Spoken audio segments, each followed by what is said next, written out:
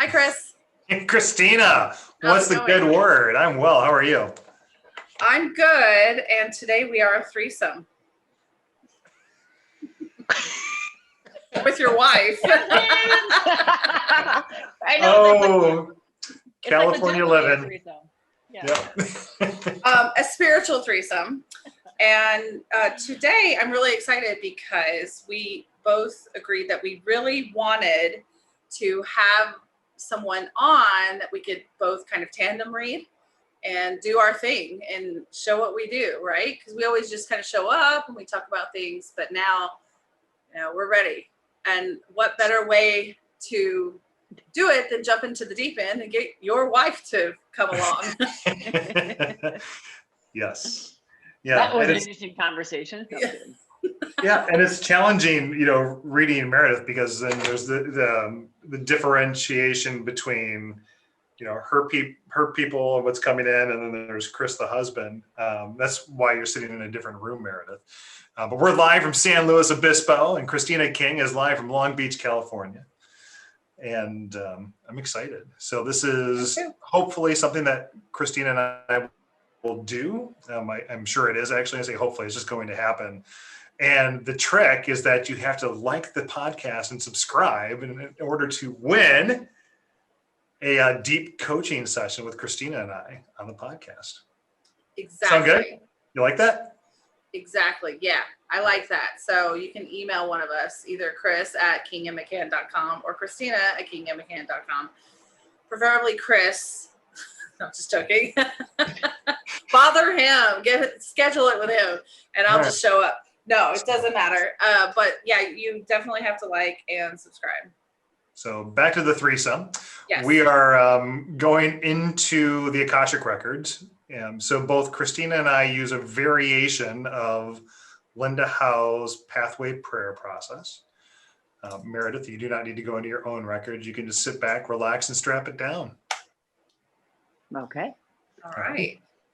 Yeah, and so I am going on silent so that I don't ruin your groove there, Chris. And I'll see you in a moment. See you on the other side. And so we do acknowledge the forces of light, asking for guidance, direction, and courage to know the truth, as it is revealed for our highest good and the highest good of everyone connected to us. Holiness of high regard,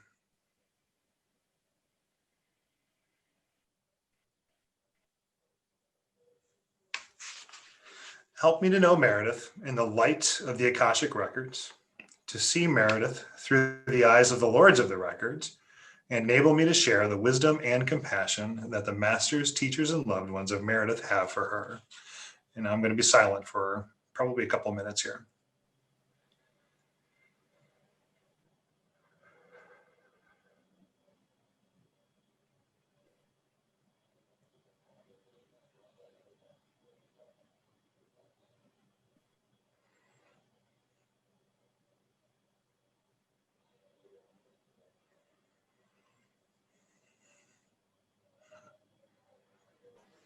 The records are now open.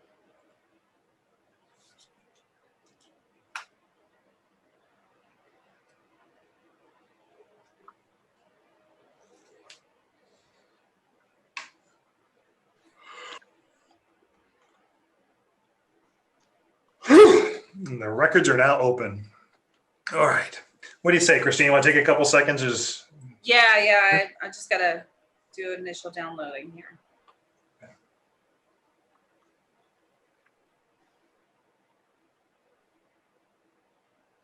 Oh, this is really interesting. So what I'm getting, Meredith, and I'll just, because we're on a podcast and I know there was a lot of silence there, is when I was going into the records, it showed you with a 12-inch ruler, and you were just kind of like banging it in your hand. And it was like, okay, like this is interesting with Meredith as a ruler. And it was like taking measure was the message. So then when I settled in just for a quick second, and then I'll, like Christina, go and I'll jump back in, it had you like standing over like a workbench or a workstation, and you were like measuring stuff and working with some sort of, like there was like some sort of a home construction project that you're working on. And as I say that, now this sounds familiar. But is a building, right? So you're measuring things like architectural plans, taking measure, making sure that everything is just so, more from like a general contractor perspective. Does that make any sense? Mm-hmm. Yeah. All right. So for me, as soon as I started opening your records, I saw tapestries. Like it's very bizarre to describe, but these tapestries are they look African in origin. So it's like very vivid brown with like black vivid shapes that look like humans making music on it, and a couple of leaves on that. And there's a children's book called Boom Chicka Chicka. I think it's Boom Chicka Boom or something like that. And the art that I saw was very, very similar to that. Don't know what that is, but we can definitely explore that if you'd like. And then I saw you kind of tribal around a fire at night, and you were very, very sweaty, and you were like by this huge bonfire. You were so sweaty, but it was so like seductive and sultry. But you were in a crowd where you're almost like the main focus of the whole thing. And there were some drum beats that really resonated through your soul. I saw like the vibration come through you. And I mean, you were just like really, really in a moment of joy, but also a moment of intense spiritual energy.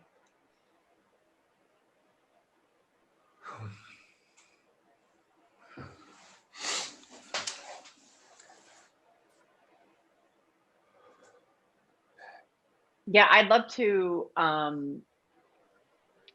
know a little bit more about the that tribal scene. Yes. Okay. I'd like I'd like to know, I mean, I think specifically,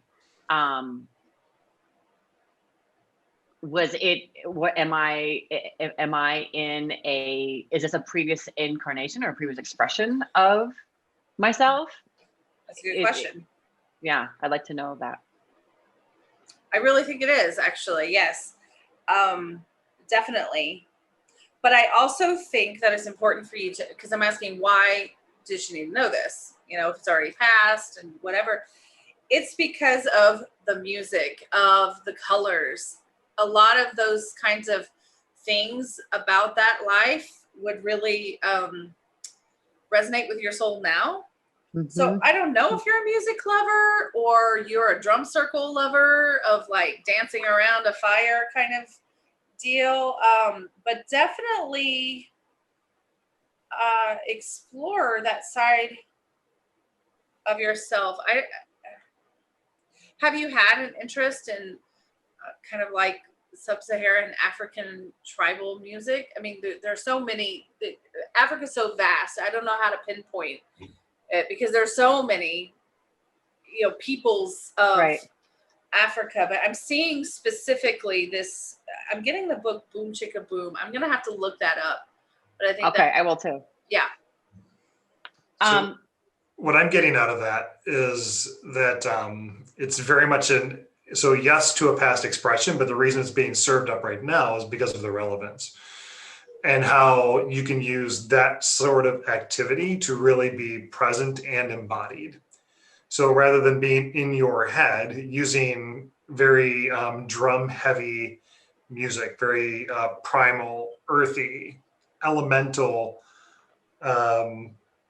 energy as a way to connect to yourself in body, and then using that as a vortex, right, to elevate yourself without necessarily working on elevating yourself. Very much in the moment and present, heartbeat, drum beat, moving your body, right? That's what I'm pulling out of that. Exactly what he just articulated. I second that.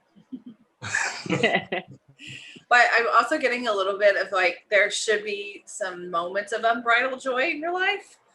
So giving yourself permission and setting the stage for those moments would be a very way forward for you. Yeah, I was just gonna say it almost like Christina, when you were talking, it was almost like yes, more of that. Yeah. You know, yes, more of the that unbridled, I think is the word you use, the unbridled joy, and that almost the like letting my hair down more, you know, and being able to be comfortable with being sort of carried away by the moment. Right. And yeah, exactly. Because there's like Yeah. a big group around you and you're just sweating, but you look so seductive and sexy and just shiny with the sweat. And it's just like, you just let go. And it's just a really beautiful moment. And I wish I could let you see it too. I know. Because you'd be like, whoa, I look good. I look like Dang. I'm having a good time. Yeah. I'll show you later, Yeah. Meredith. Yeah. Sounds good. Or I'll show you. No. There's that too. So what would make this worthwhile for you? Yeah. So the for you, Chris, what was the tone of the home construction project? It wasn't anxious. It was Okay. steadfast. And joyous may not be the right descriptor, but happy and content and building and planning.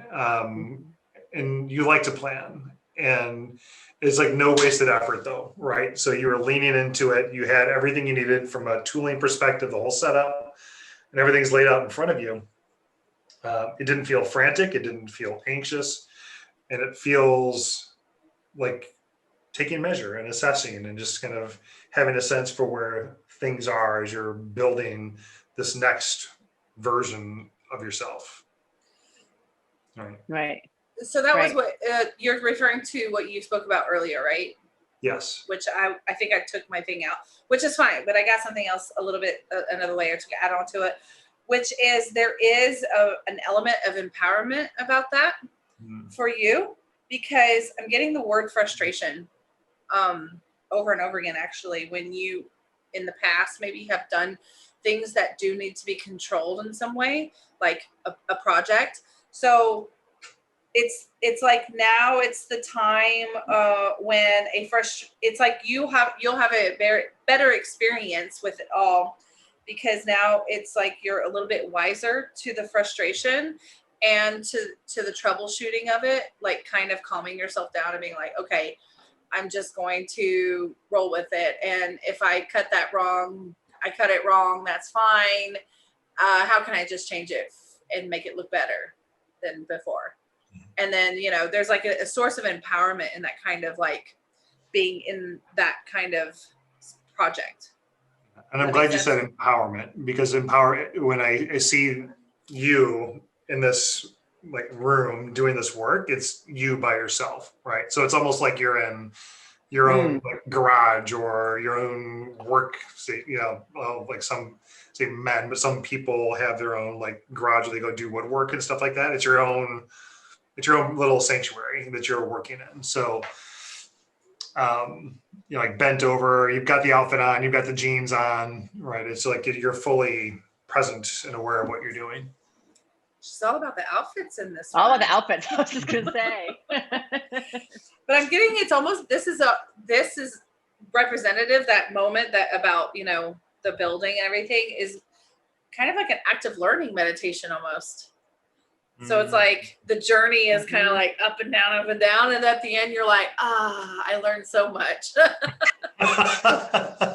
Well, I was just gonna say that almost feels like when you guys are talking, it almost sort of feels like this is what I have been doing since moving up here. Oh, You know, like in Possibly. terms of my like what I've been doing on, you know, evolving myself and working on myself and spending time in therapy and, you know, just cleaning some things up and being diligent and finding that place of serenity now more often, or that flow state a little bit, and being able to be a little silly or let my hair down a little bit more. I mean, it's kind of hard to do in COVID, right? but as much as you can with sort of every day being Tuesday. How are you able? How can I find these moments of joy? Because if they're not in the everyday, then really, what do we have? That's right? Because it's all about the inward. Right. Because it can't just be. I think before, I was always looking like for that next thing. And I'm not saying, I don't know if I'm saying it the right way, but it's like, okay, I'm going to teach a class. I'm going to be with these amazing people. I'm looking forward to that. I'm looking forward to doing something and going on a date night with Chris this weekend. Okay, I'm looking forward to then going to see my friend. I'm looking forward to these things that were going to be happening, versus looking inward, slowing down, taking me time, enjoying being on a walk and actually looking at the color of the leaves when I'm on a walk, and maybe skipping down the street a little bit, because it's not that, oh, what's that thing going to be that's going to sort of feed the dopamine in my brain, right? And for that external stimulation, and it has to bloom from inside. Right. And I think I've been sort of head down on that work for awesome. The past few months while being up here in our pandemic vacation spot. So your vacation from Santa Monica. Right. Yeah. Your extended vacation from Santa Monica. Yeah, I mean, and COVID isn't really any wrong move. It's all this learning. That's right. So. That's right. Well, great. No, congratulations on that movement. Thank you. And thank you. Good things I'm sure are coming to you here and there, where you're like, yay, I'm growing and things. Yeah. Yeah. I was just telling Chris about that the other day when we were on one of our many walks that we take around the neighborhood. And it was just like, I'm catching myself. Like now it's like, I have the tools. I've worked through some of the tools with help and support from my therapist. And now it's like, I'm putting rubber to the road. Woo. And like yesterday I caught myself 3 or 4 times. I was catching the tone with which I was talking to myself, and the way that I can like pull myself down this like rabbit hole of like negative thinking and this train of anxiety and all that sort of stuff. And it was like, whoa, time out, people. Like, who's driving the bus? I'm driving the bus. I don't want to go down that road.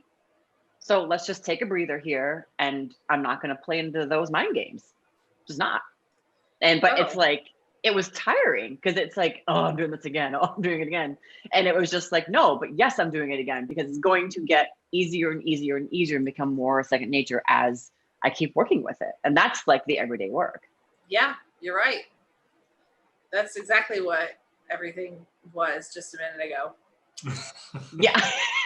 Yeah, that makes sense now. Yeah. Well, what other questions do you have? Do you have anything else you want to explore about that, or something different? I think something different, if that's cool with you guys. Oh yeah. Of course. I prepared a couple questions, as Chris said. I'm a planner. So one's is a little bit broad, perhaps. So maybe you guys can help me fine tune it. But I'm interested in, I've been thinking about this for a while.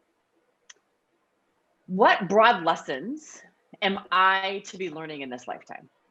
And I know that's a loaded question, meaning that there could be 8 million different kinds of answers. But if there's a, top 2 or 3 lessons that in this expression through Meredith here on Earth, what are those lessons that I'm to be learning? And don't apologize for that question, because I think I like that question. Okay. Okay.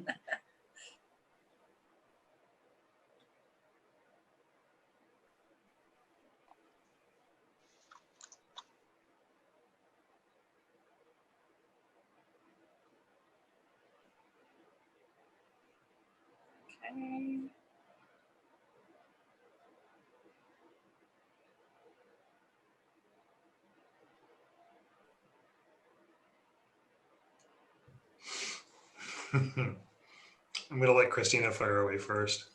It might be a minute. Hold on. She's writing. Yeah, I'm trying. It's all, so I gotta be like, whoa, slow it down, guys. funnel it through.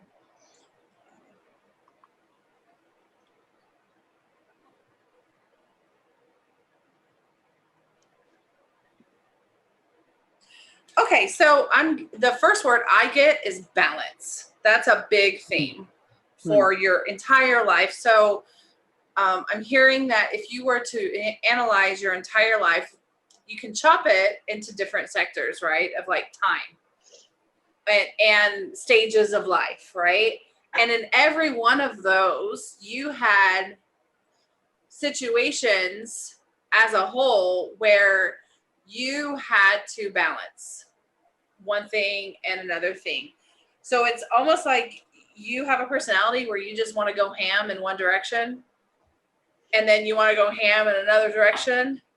So it's like a big theme for you in this life that you signed up for, believe it or not, was this balance, this learning of balance. So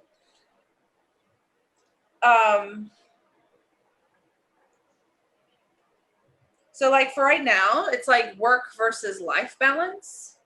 So I'm seeing like the line between work and life is very light for you.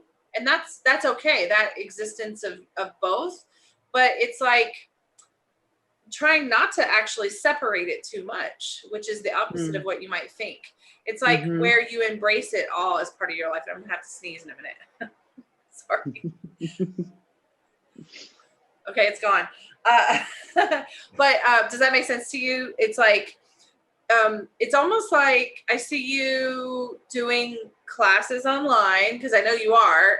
You're doing like yoga thing online, but then it's like you get into like yoga mode, and then it's like you go into like wife mode, and then you go into mom mode, and it's almost like there should be a balance of where your identity is all of those, and there's kind of a, I don't know, fluidity. Yeah, there's like a fluidity about it. So this is, I'm being told, is kind of a natural way, because whatever is presented to you, everything gets hardened immediately by you. But then as time goes on, it all starts to move. It's kind of a natural thing because that's what you're here learning.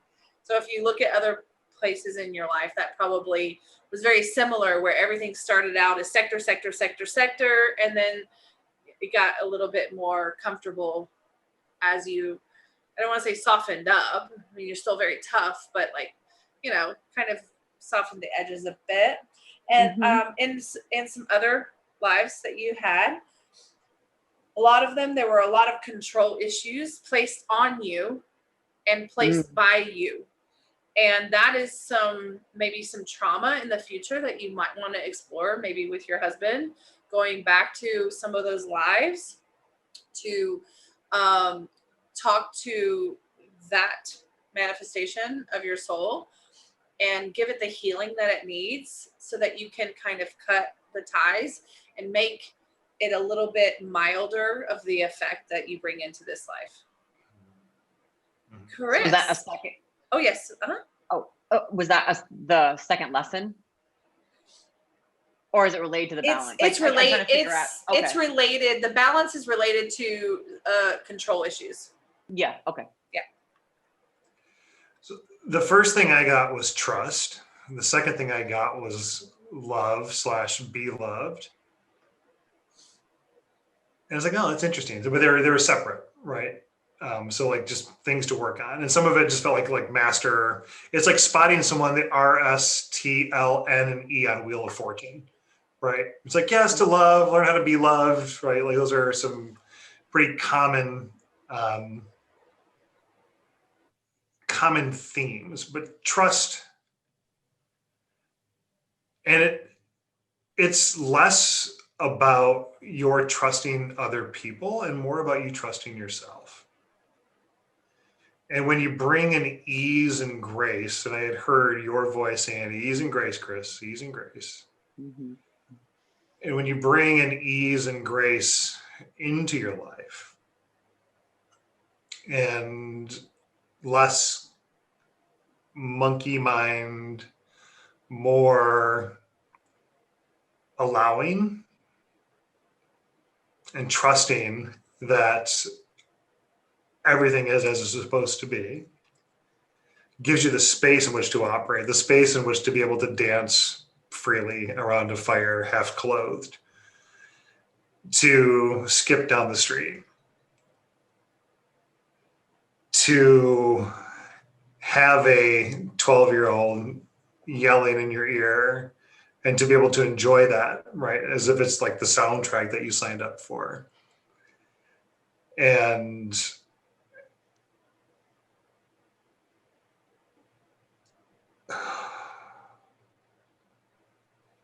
yeah, so ease and grace and balance are really, you know, like similar coins, right? Maybe one's a younger coin, one's an older coin. But that ability that you're developing and remembering on being anchored into the moment, breath by breath. It's like, I'm not attached to that, right? And just, even if just for a moment, it feels like there was a lot of leveling up for you in this incarnation. I mean, a lot of just cleaning things up. I got huge chills thinking about that. It's like working on a doctorate, right? And like this culmination of to tell the story. It's like these little green cards are going back, like you had shared with me. It's like, oh, so now I've reached trust, and you can put that one back, and then there's just another lesson to go grab. And that it isn't, there's no ever arriving, right? It's just a constant refinement of what that balance is, and how I'm seeing like this ball, like kind of like circling, not circling a drain, but how it just eventually just starts to spin, and where it's in complete balance, but it's always in motion, right? The ball doesn't stop spinning. It just has an even distribution and non-attachment to being too far to the left or too far to the right or too far this way, too far there. It's just very centered, and a top is probably the best way, even though it's not what I saw. But a top is very much like that. I think the ball is more representative of you as a human spirit, as a soul. Christina? Yes, and self-love is a big one as well. Like it's like not a major theme, but a minor theme that would help really ignite the major ones. Self-love. And I'm getting, maybe in your earlier life, love was a big issue for you within a family dynamic. And I don't want to, because we are on a podcast, I don't want to get too into who I got for that, but just, I'm sure you know if that was the case. So, but as far as your impact on people, so all of that I think was very internal, right? And your advancement, but for impact on people, it's like you're really good at, how do I explain it? Helping people level themselves up, which is very interesting. I think I remember this actually about you now that this is coming in, but it's like helping people level themselves up, but not always in like the most, I don't know, the condescending way, you know, like, oh, you're doing a good job. It's almost like you're a little bit harder about it. So you're just pushing people towards their power more. That's what you're doing. And you're doing it with a great intention. And that's a great impact that you have on people. So it's almost like I see kind of a web. It's like you help one person, and then because that person's life has improved, it helps. It's almost like I just see like this big blossom go, ring, and then they just kind of blossom. And then whoever's in their life, because they are actually being more of themselves and you know, from your impact, everybody else is going ding, ding, ding, ding, ding. So it's like a ripple effect. So there is a human impact for your lifetime. That's awesome. I'm doing what I do, you know, being a teacher of yoga and spending time with people. I can definitely see growing into that more, and particularly now during COVID, and then whatever it looks like after this podcast ends, right? Because I don't know if there's ever really going to be an end. We're just going to keep progressing to where we're progressing to. Yeah, and I like the minor and the major. Those all feel really right to me too. The balance, the trust, and self-trust, right? I think to your point, Chris. I feel like I worked a lot on the trusting others, and then now it's like time to clean that up a little bit in terms of my own self-trust, and I see that connected to control, right? Which Well, is there you go. it's all connected, right? I mean, it's all connected, but that's incredibly helpful and also just reassuring. Well, people listening couldn't see my head when Chris said, this lifetime you're cleaning up a lot. I would totally agree with that. There's a lot of residual that you're kind of shifting through. And yeah, I couldn't agree more. And it feels like that. It's like, I almost feel like after spending years and years in therapy as a teenager and in my 20s, and, I was like, okay, I'm good. I'm done. Like, ta-da! And then it was like, okay, maybe because I just wasn't quite aware of things, and now I'm more aware. But for the past 10 years, I've done just as much work as I did in my teens and my 20s. And it's invigorating in a lot of ways. It can be tiring in a lot of ways too. It's like, I just want to be able to rest, and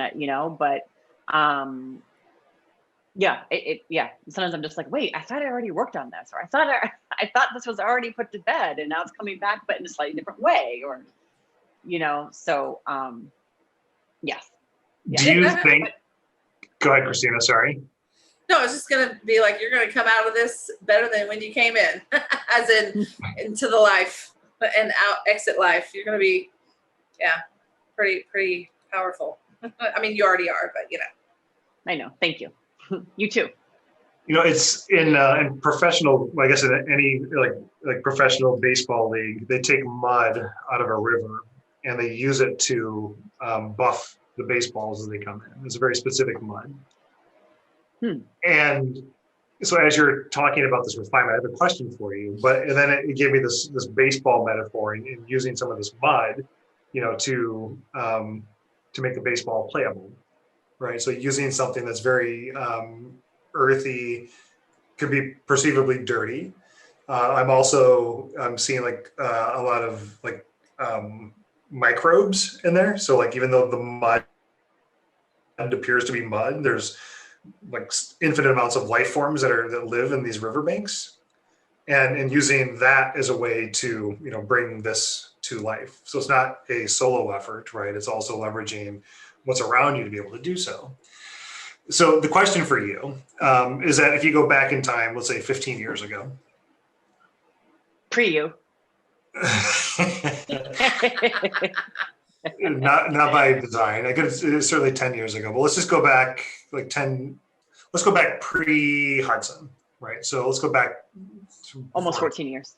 Yeah. Okay. So marriage number one, and still in doing some therapy, or still, right? That's an ongoing thing. Would you then, when you had those things checked off, would you have been content then with a more traditional life pattern, meaning working for another 15 to 20 years, another kid maybe, move into a bigger house, move out to the suburbs, the type of picture I'm painting, and then not doing more work on yourself, or not having this ability to lighten yourself up, if you will, and to work on the spiritual aspects? Yeah. I knew you were going there, and I'll answer it a slightly different way, or I'll answer it in the way that you ended, which is like, I care less about the kids or the house or the suburb. Like, to me, that's just whatever. If that fits right, it fits. But I wouldn't have been content just resting on my laurels and just not continuing to evolve and to grow.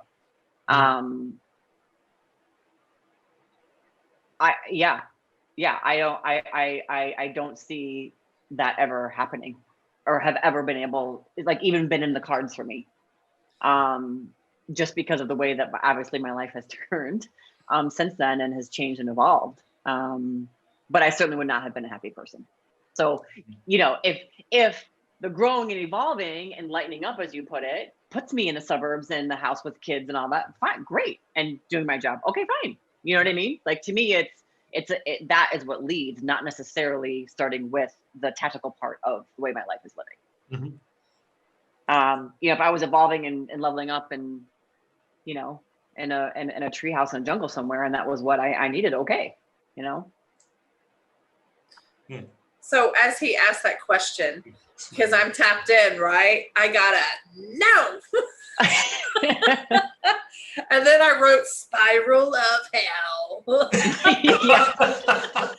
that was the answer I got from your guys. So yours was much more palatable, your answer. So, no, spiral of hell.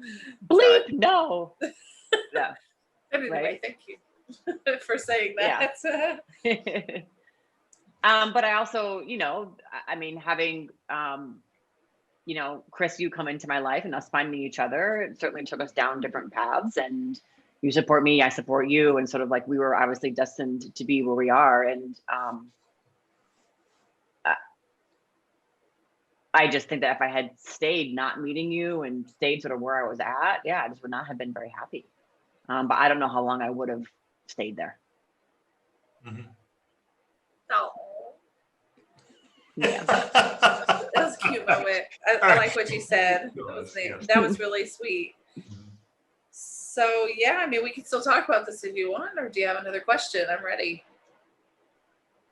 I do. I have another question. I would like, this is totally different. Is how can I best support Hudson as we ready to move back to LA? So this is a mom, you know, coming from the mom side of me. Mm-hmm. Or Hudson in general. I was just trying to be specific for my MTLOs.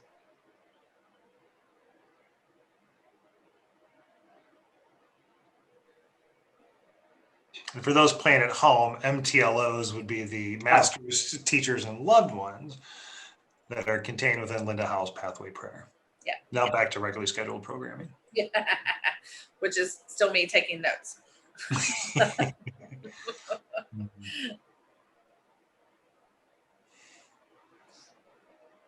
What I got like immediately was, "Oh my God, Mom, leave me alone. Just pack your bags." Right. Like, Well, don't overdo it. there's a strong desire on his part to be independent, for you to trust him. Yeah. And that doesn't mean that we still don't follow up and make sure of things, but he needs more latitude. Okay. Yeah, which we know and we talk about, meaning you and I. So I got definitely keep him grounded and letting him indulge in his interest in some way. But also I'm getting, he really needs to get out of the house, and like, he doesn't want to get out of the house maybe. And it's like, no, get him out of the house. He needs to actually live in the world and not just be like a creature in his room.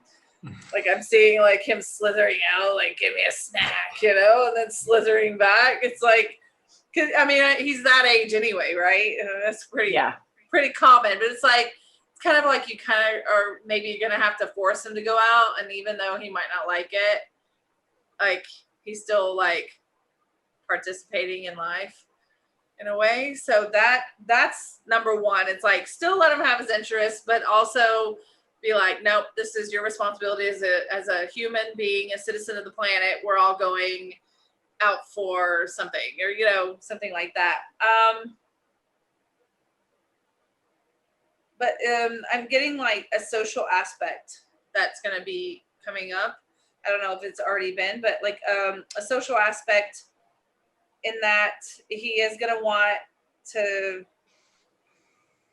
have a little bit of support, but maybe he doesn't really know how to ask for it in the future. Now, right now, everybody's got a social aspect going on because of coronavirus.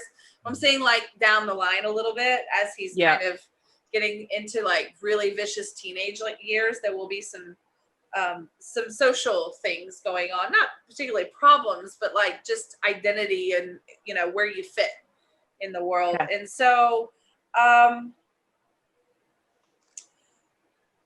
almost like starting now and being a little bit more of like probing, but really it's almost like a balancing act of probing, because, you know, when you ask, oh, how's everything in school? Fine.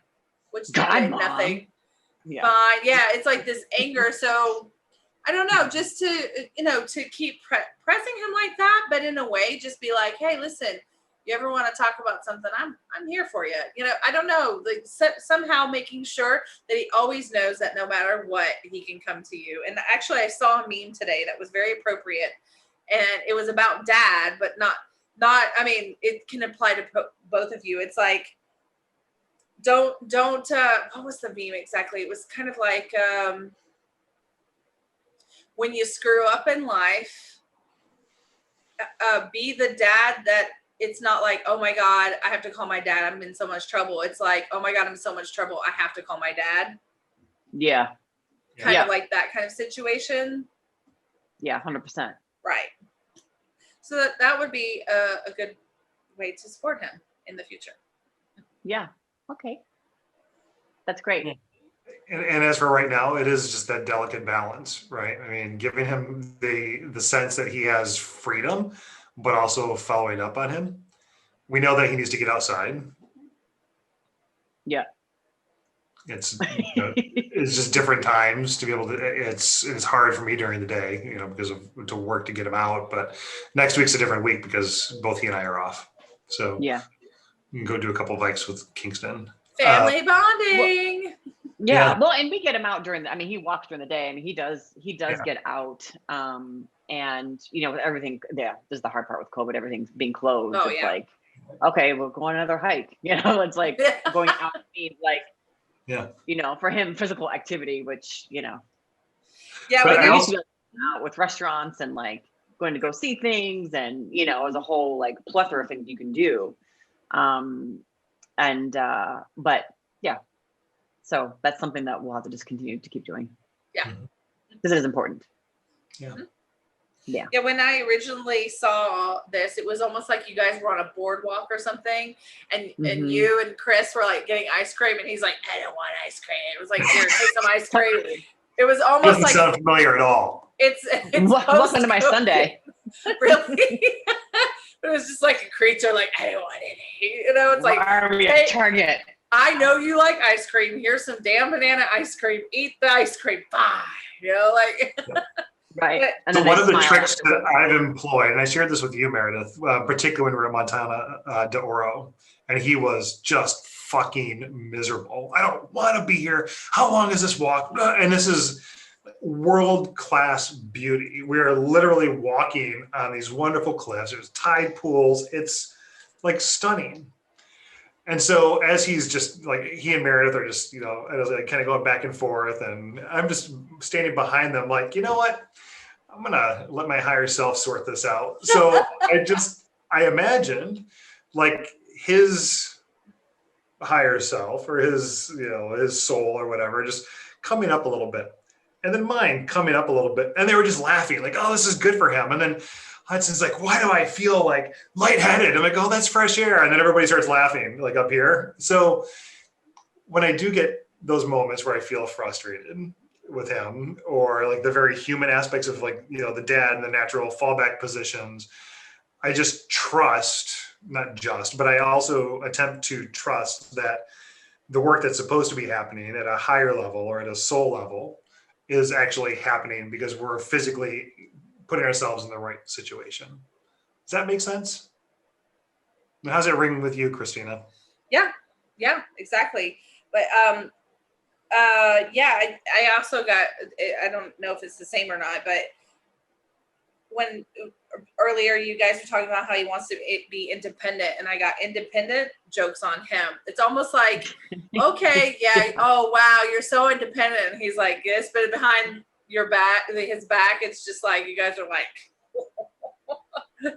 Yeah. knowing full well that it's like he does need to feel like he's making, he's calling the shots, but knowing that you guys really are calling the shots, but jokes on him kind of deal. In that he is kind of a clueless, I'm independent. And this is going to be a theme for a while, like even into like college years. It's going to be like, well, I'm an adult. It's like, okay. Wait, so pause there. This is a question as Chris, the husband. Is he going to be gone when he's 18?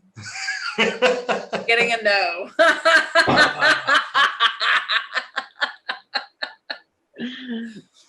All right.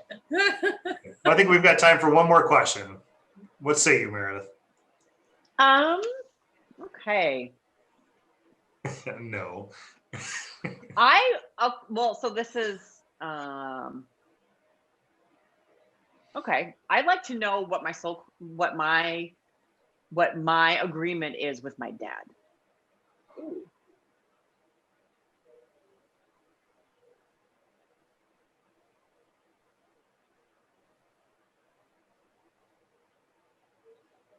Huh.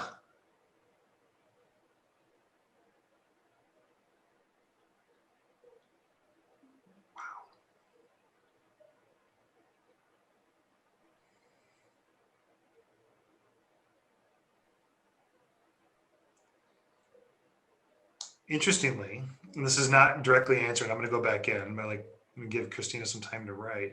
Yeah. Right when you asked the question, I saw like this sort of shape.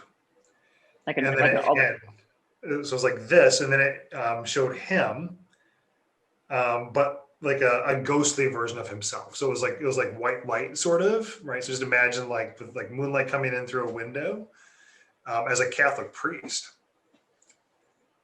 And then you, but not you, were on your knees on a pew, like facing the altar. I'm gonna go back and get some more. That doesn't answer your question. priest.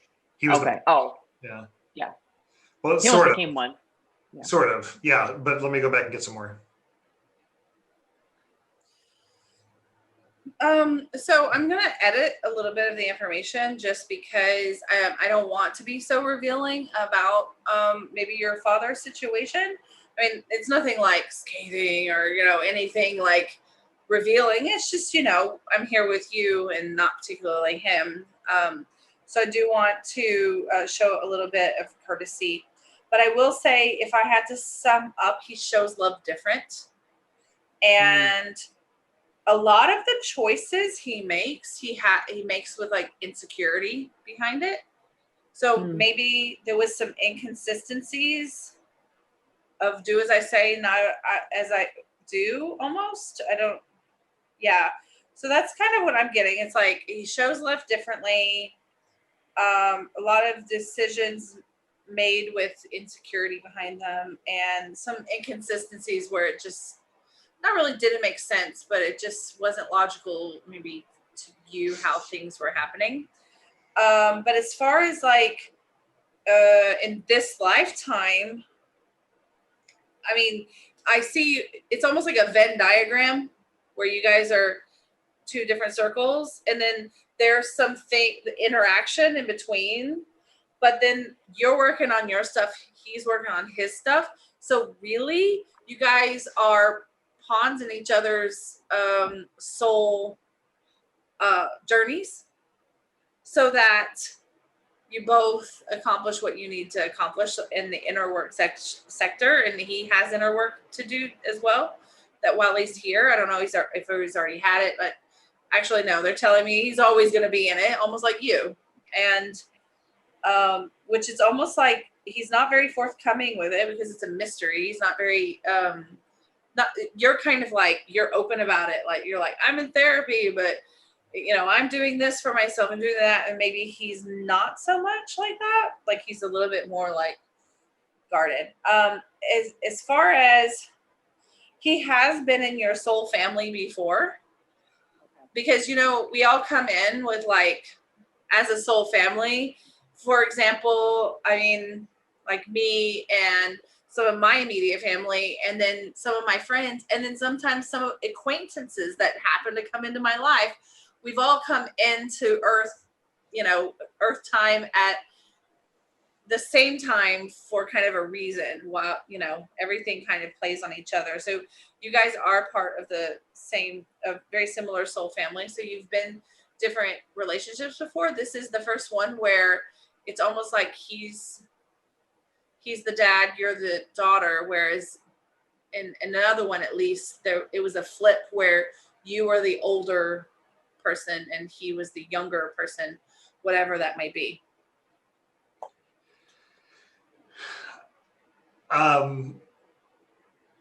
So with you on a kneeler and him as a priest, there's you praying from a penitential position.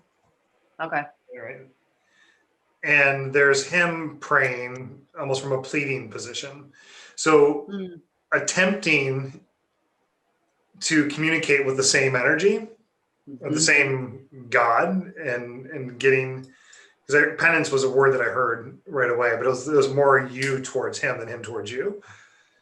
But that there's a disconnect by design, is like maybe not even something that you were supposed to communicate or talk through between these two. So you're both doing the same activities in this scene where you're pleading or praying to or leaning on a source, more so for him that's outside of himself, to be benevolent and to bring salvation and grace.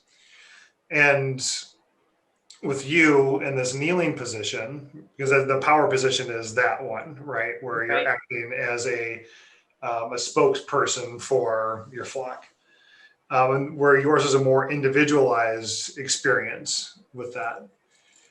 And so, like, yes, so then in that sense, you're in mass together, but there's not a real communication about some of these elemental aspects of the spiritual or divine self. And this, I think, is a roundabout way of answering the question, is that if you were to say, Dad, do you believe in God? Right. And to use some of his language and to have him start expressing how he feels and how he reconciles dogma versus his intuition versus his experience. And there would be a really interesting way for you to connect with him around, now that he's got 70 plus years of experience on this earth, how does he feel about it now? Right. Because is he, and there's no wrong answer, but if he's looking external for that sort of salvation or grace, or if there's like little glimpses of him, you know what I mean, where I'm going with that, where it's more about being in the moment of that individualized experience, and that you have the answers as a person. I don't want to put words in his mouth, but there seems like there's a real opportunity there for you to have conversations around that with him, and not because you're trying to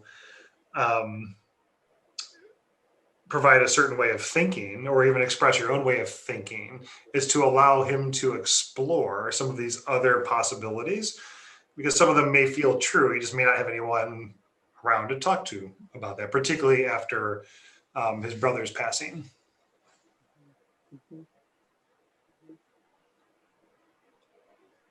It's interesting. It's like, it's almost like scenes from different movies. Like, he's doing it one way, you're doing it another. And you could actually like come together and talk about the experience. And not that anyone's right or wrong. It just. I'm curious. Is he a preacher or a priest of some sort, really? No, he went in the seminary, and then he ended up dropping out and marrying my mom. Oh. No, he went on to do construction and yeah, so no, Okay. we have a very, very close relationship. Yeah, he's amazing. He's amazing. He's awesome. And I chose him for a reason. I chose both my parents for a reason. And I think just having better insight behind why I chose him and what we're here to help teach each other, It's almost like I feel like he has taught me so much and has supported me so much and has been my cheerleader and my champion. And he's the one who would drag me out of depressive sleep of 16 hours and drag me to therapy when I wouldn't go to therapy because I was too tired. Like he'd go to the end of the earth for me, you know? And I want to be able to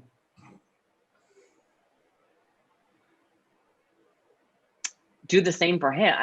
And it's not that, right? It's not about like tit for tat and, you know, eye for an eye. I don't mean to come across that way, but it's, I want to support him and give him as much space and love and understanding as he gave me. Oh, that's great. Yeah, and that's a hard thing to do when I haven't seen him in a year, and you know, I'm so far away, and you know, COVID, and it's just. But I know that his answer would be, you know, Meredith, you just keep working on yourself, and yeah. And I mean, I know that's, you know, his answer would be, you just keep loving yourself, keep working on yourself, and that's all he needs. Well, that makes sense, what you just told me with what I wrote down while Chris was talking, which was the output is the evidence. Yeah. The output. That's the focus on the output. So whatever he's putting out there, that's how he shows love. Yeah. So. Yeah. It's entirely possible, and this is a question for you to sit with like over the next few days, whenever you have time, to ask where the roles were reversed, right? And what would that have looked like if you actually were him and he were you, whether it's in this lifetime or another one, right? Because it feels like this is not the first time that you've had these roles together, but inverted. Yeah. I'm just writing. Why are you smiling, Christina? No, I don't know. I'm just living in the energy. It's good. Well, that was a hell of a first shot into a threesome. Yeah, it was. So we went straight to the Queen Supreme herself. I feel like you've got some pretty big balls to allow her to come on, just because I know that, you know, you guys do have to live with each other, and you know, it might be a little bit I mean, that's pretty daring. I mean, you guys are in the same house right now, and you're like, let's bring her. And that's me. It's a normal day in the office, but for you, Chris, I don't know if you were nervous or at all or anything. I don't think you were too much, but you know, or if at all. But very interesting. So, I mean, Meredith, thank you for allowing us to do what we want to do. I'll take the two of you anytime. Yay! I call shotgun. Right, yeah. It wasn't as scary as I thought. Well, you know, why don't we close the records, because I still feel. Yeah. So. Why don't you do it? Take us out, Christina. I'll go on mute. Oh, okay. I would like to thank the masters, teachers, and loved ones for their love and compassion. I would like to thank the Lords of the Akashic Records for their point of view. And I would like to thank the Holy Spirit of Light for all knowledge and healing. The records are now closed, amen. The records are now closed, amen. The records are now closed, amen. Okay. Close. Again, thank you so much, Meredith. Thanks, guys. Really appreciate it. It was great to actually kind of meet you a little bit. I mean, I know. I've seen you once, but yeah.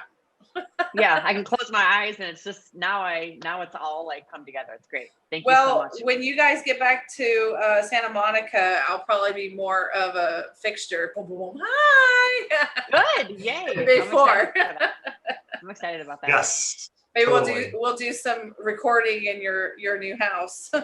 Yes. In the yard. Absolutely. Mm-hmm.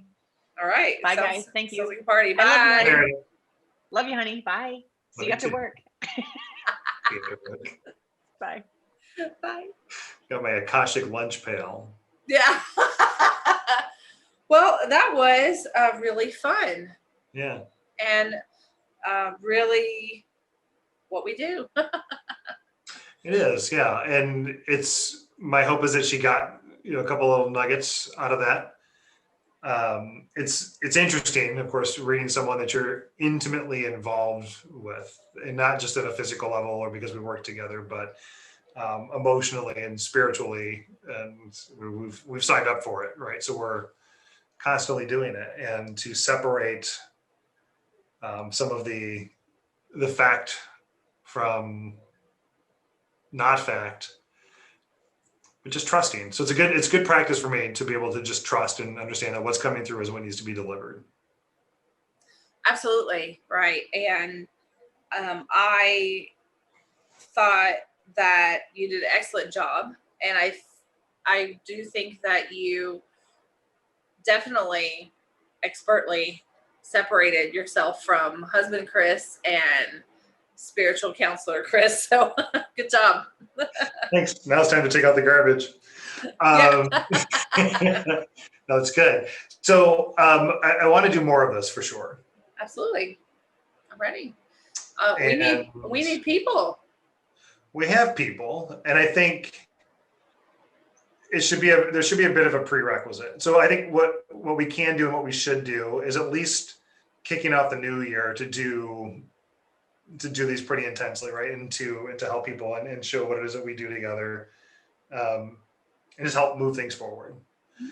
But we also need to start marketing the podcast a little bit and find a name for it and all those fun things too. So if you're interested or you would like to come on for an hour and be part of a tag team, Chinese finger cups, whatever. Right? Yes. Welcome to our spiritual threesome, everybody. Maybe that's it, right? Yeah. Menage a spirit. Oh, we'll play that anyway. Yeah. We cut that out. I'm kidding. No, but let's we'll do this. So there's ways to certainly get a hold of us, but you have to like and subscribe to the podcast. Exactly. Right. Whatever platform you're listening on. Right. So Christina, as always, a pleasure. I love you. Likewise, love you too. Thank you, and a pleasure. Thanks for doing your job. Yeah, thank you.